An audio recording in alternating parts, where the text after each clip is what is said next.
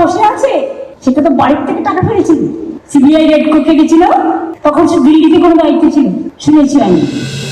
SIR ইস্যুতে একটি বৈধ ভোটারের নামও যেন বাদ না যায়, এই লক্ষ্যেই সোমবার নেতাজি ইন্ডোর স্টেডিয়ামে তৃণমূল বিএলএ এবং বিএলএ 2 দের নিয়ে বৈঠকে বসেছিলেন মুখ্যমন্ত্রী মমতা বন্দ্যোপাধ্যায়। সেই বৈঠক থেকেই দেশের নির্বাচন কমিশনারকে আক্রমণ শানান তিনি।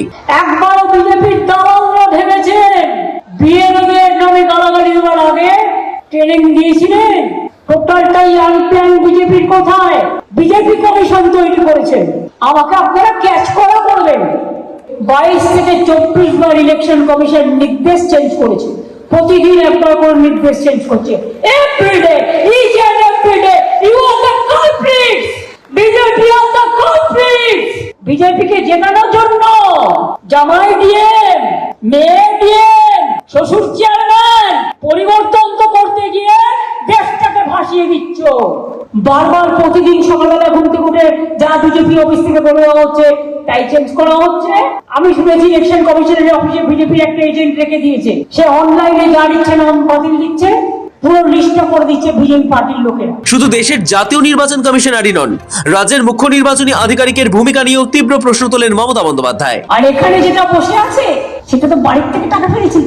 সিবিআই রেড করতে গেছিল, তখন সে দিল্লিতে কোনো দায়িত্ব ছিল, শুনেছি আমি। এসআইআর এর দ্বিতীয় পর্বের কাজ খতিয়ে দেখতে কেন্দ্রীয় সরকারি কর্মচারীদের নিযুক্ত করেছে কমিশন। সেই নিয়োগ ঘিরেই আপত্তি মুখ্যমন্ত্রীর। মমতা স্পষ্ট জানিয়ে দেন, কেন্দ্রীয় কর্মীরা কারা, কোন দপ্তরের, কোথায় থাকেন, সবকিছুর বিস্তারিত তথ্য চান তিনি। আমি শুনেছি সেন্ট্রাল গভর্নমেন্টের অনেককে অ্যাপয়েন্টমেন্ট করা হয়েছে।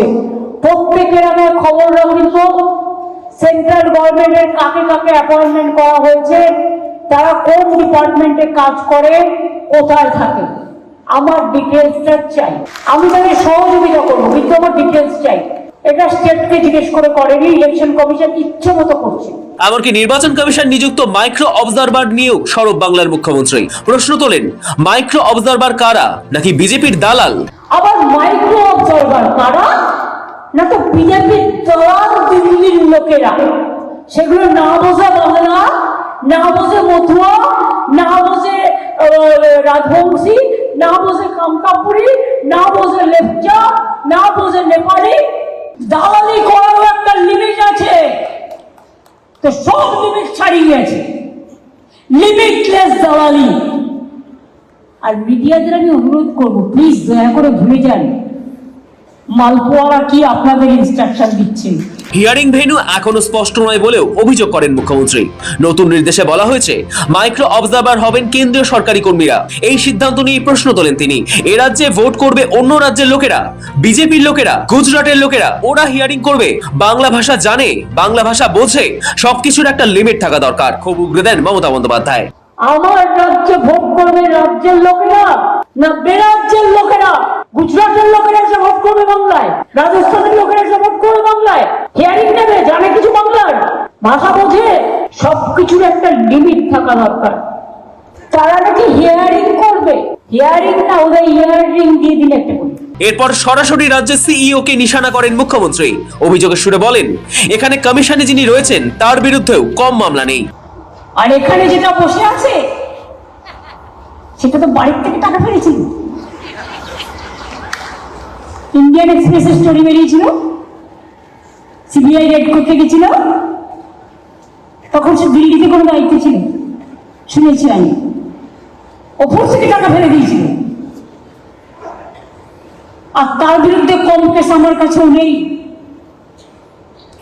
তিনি ভয়ে অফিস শিফট করছেন, সেন্ট্রাল গভর্নমেন্ট অফিসে যাবে, স্টেট গভর্নমেন্টের পারমিশন ছাড়া, সব ইলিগাল। কোথায় বসবেন? না তো উনি সিটিং ভবন না কি একটা আছে, ওই ডাল হাউসটা, সেখানে গিয়ে বসবেন, যাতে সাংবাদিকরা ধরতে না পারে, কোনো মানুষ কথা বলতে না পারে। ভাবছে আরে মাত্র চাকরি আছে এপ্রিল পর্যন্ত, দালালি করে যদি একটা কিছু পাওয়া যায়।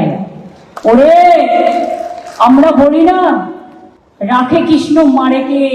কমিশনকেও নাম না করে কখনো মালপোয়া, কখনো ভ্যানিশ বাবু বলে কটাক্ষ করেন মমতা বন্দ্যোপাধ্যায়। এসআইআর এর ট্রেনিং নিয়েও প্রশ্ন তোলেন তিনি। কেন্দ্রীয় স্বরাষ্ট্রমন্ত্রী অমিত শাহকে তীব্র ভাষায় আক্রমণ করেন মুখ্যমন্ত্রী। জন্ম সার্টিফিকেট প্রসঙ্গ টেনে মোদী শাহকে খোঁচা দেন মমতা বন্দ্যোপাধ্যায়। অমিত শাহই সবকিছু নিয়ন্ত্রণ করছে বলে অভিযোগ করেন মুখ্যমন্ত্রী। সৌভিক সান্যালের রিপোর্ট, সময় কলকাতা।